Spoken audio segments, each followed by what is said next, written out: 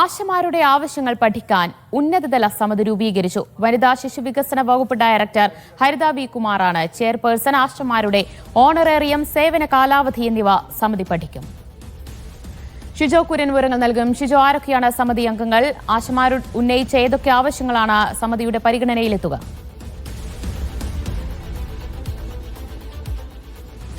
ദിവ്യ, സംസ്ഥാനത്ത് ആശമാരുടെ സമരം സെക്രട്ടേറിയറ്റ് പടിക്കൽ ഇന്നിപ്പോൾ 95-ാം ദിവസമാണ്. ഒരു രാപ്പകൽ സമരയാത്ര കൂടി ആശമാർ നടത്തുന്നുണ്ട്. അത് വിവിധ ജില്ലകളിലെ പര്യടനം പൂർത്തിയാക്കി ഇന്നത് 11-ാം ദിവസത്തിലേക്ക് കൂടി എത്തിയിട്ടുണ്ട്. അതിനിടയിലാണ് ഒരു ഉന്നതതല സമിതിയെ നിയോഗിച്ചുകൊണ്ട് ആശമാരുടെ ആവശ്യങ്ങൾ, ഓണറേറിയം വർദ്ധിപ്പിക്കുക, വിരമിക്കൽ ആനുകൂല്യം നൽകുക തുടങ്ങിയ ആവശ്യങ്ങളിൽ ഒരു വിശദമായിട്ടുള്ള പഠനം നടത്താനായിട്ട് ആരോഗ്യവകുപ്പ്, സംസ്ഥാന സർക്കാർ തന്നെ ഇപ്പോൾ ഒരു തീരുമാനമെടുത്തിരിക്കുന്നത്.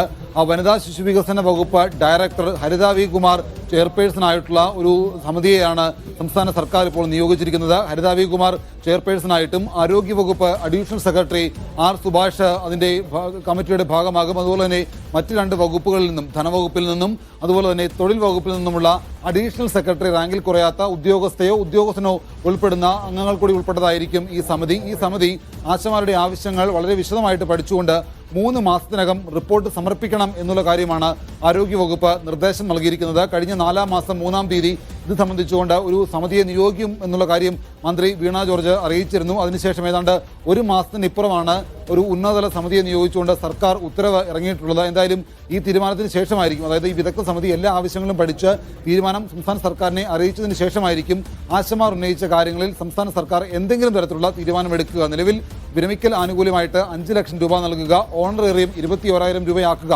തുടങ്ങിയ ആവശ്യങ്ങളാണ് ആശമാർ മുന്നോട്ട് വെക്കുന്നത്. ഇതടക്കമുള്ള കാര്യങ്ങളായിരിക്കും ഉന്നതതല സമിതി പഠിക്കുക. ആശമാരുടെ രാപ്പകൽ സമരയാത്ര 11-ാം ദിവസത്തിലെത്തിയിരിക്കുന്ന ഒരു സാഹചര്യത്തിലാണ് ഉന്നതതല സമിതി രൂപീകരിച്ചിരിക്കുന്നത്. ആശമാർ ഉന്നയിച്ച വിവിധ ആവശ്യങ്ങൾ സമിതി പരിശോധിക്കും, പഠിക്കും. വിവരങ്ങളാണ് ഷിജോ കുര്യൻ നൽകിയത്.